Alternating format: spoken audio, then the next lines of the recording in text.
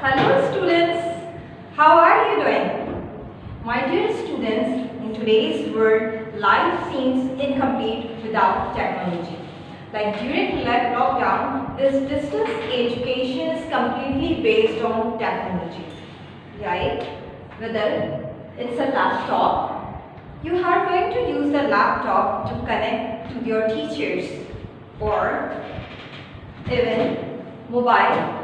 Mobile is going to be beneficial in every way, or it can be. There cannot be any better search on than mobile. My dear students, just imagine your future with many more technology. What if you have your personal robot? If I have my personal robot, I will ask my personal robot to do all the things what I don't like doing. For instance, my personal robot will dishwash for me, and my personal robot will go out and do shopping during COVID-19. Exactly like this, my personal robot will do my homework as well. And when I am tired and don't want to write many more assignments, my robot will write assignments for you. My dear students, I would like you to think, if you have your personal robot, what will your personal robot do for you?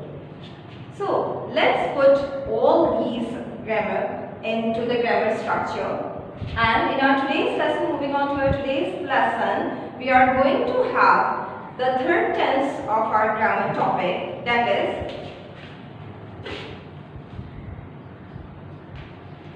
future simple tense. Yes, exactly. This is very well simple. How? Let's see. It is used to show an action in the future. As earlier, I mentioned many of the actions which can take place in the future.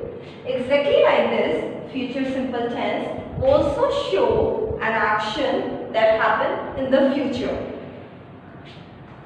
What to do to put all the future actions in the grammar structure? Let's see. What we do, we have usually subject in the beginning of a sentence, and we usually have will or shall as a helping verb. My dear students, keep this thing in your mind. Before we learned present simple tense or past simple tense, and we had no helping verb in those tenses in affirmative sentence. But here in affirmative sentence, we already have two of the helping verbs, will and shall. Keep this thing in your mind. After will and shall, we always use base form of verb, that is also known as first form of verb, and then our sentence ends to the object. So this is our structure of affirmative in the future simple. The structure of future simple tense. Whenever we are having this structure, we are going to start our sentence, as you know, with the subject and will or shall. There are going to be two of the helping verbs, will and shall. But keep this thing in your mind. Shall is used with only I and we. Let me repeat again. Shall is used with only I and we. And with the rest of the subjects, whether it's he, she, it, singular noun, the plural nouns, they, you. With all the subjects, we use will. What do we use? Will. With I and we use only shall. And with what is the base form of verb? What is the main form of verb we use in future simple tense? That is base form of verb, which is also known as first form of verb. Which is also known as first form of verb. So after will and shall, we use first form of verb. And what is the helping verb of future simple tense? Yes, exactly, will or shall. And shall is used with only two of the subjective pronouns, and they are I and we. And as you know, we end our sentence with the object. So here our sentence ends. Subject plus will, shall plus verb object. Moving on to some sentences. That I shall drop my brother to school. So this is the sentence that is an action that the subject will do in the future. I shall drop my brother to school. And now moving on to another sentence. They will travel abroad next month. Next month is the future. So what action subject will do? Traveling. And what is the helping verb? Will. As I told you, except I and we, with the rest of the subjects we use will. So there we are using will.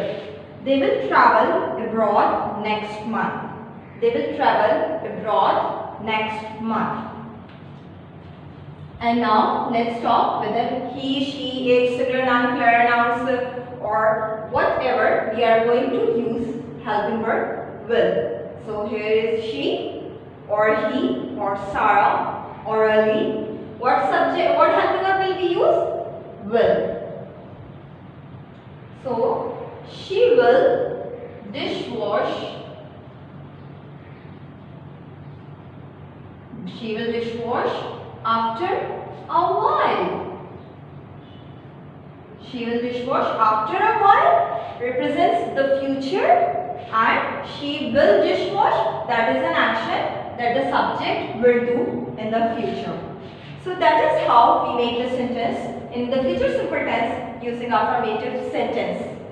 And negative. My dear students, negative or interrogative becomes quite easier in this future simple tense. Why so? As we already have helping verb and we are going to make little changes for that. What little changes? Let's see. First of all, we will put the heading of negative, as we are going to learn negative sentence in the future simple tense now, and we are going to add only, as it is a negative sentence, we are going to add only not, and the rest of the sentence will remain exactly the same. There is not going to be any kind of changes in the further sentences. Base form of verb, which is known as first form of verb as well, plus object. I shall drop my brother to school, and simply what am I going to add? I shall not drop my brother to school. So this is the sentence in the negative, and as I told you, we are not going to make any of the changes like previous present simple or the past simple. No, we are not going to make any of the changes in future simple tense, as it is quite simpler than in the other tense. So they will not travel abroad next month. She will not dishwash after a while. So simply what we did, simply what we have done, we have added not. We already had helping verb, we did not take any helping verb from the outside. We already had helping verb, we just add not, and that is how we made negative sentence. This is the negative sentence. I hope it is loud and clear. Moving on to what? Yes, interrogative sentences. Now we are moving on to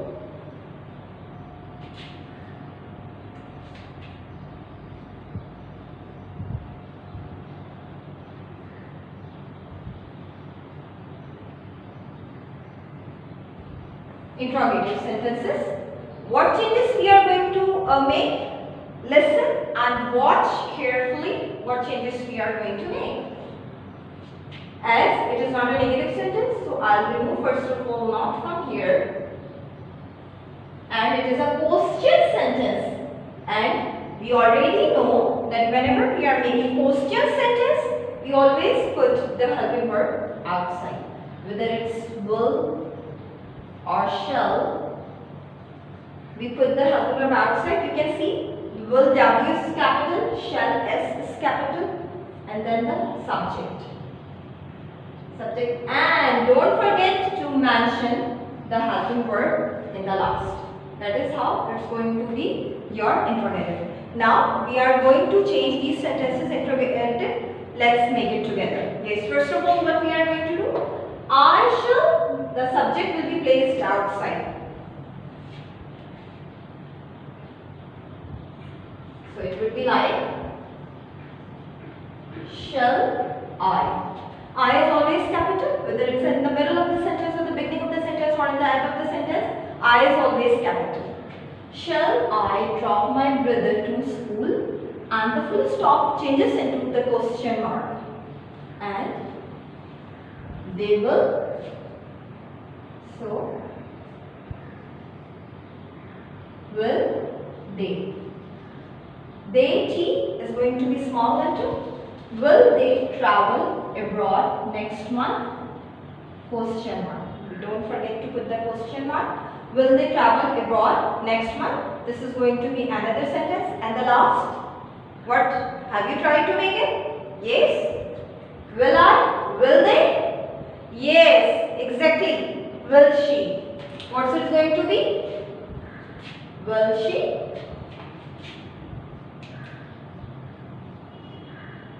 Will she? She, S, will be again small letter. Will she dishwash after a while? And the question mark. All the forms of verb will remain the same, no changes. And what we did, we just put the helping verb outside. Will I drop my brother to school? Will they travel abroad next month? Will she dishwash after a while? So this is going to be our future simple tense. My dear students, you are given the exercises related to the future simple tense. Besides the exercises of the future simple tense, you are to do translations, and don't forget to copy the essays as well, which are given in PDF file in your registers. I hope you enjoyed our today's lesson. See you next week with another lesson. Allah Hafiz.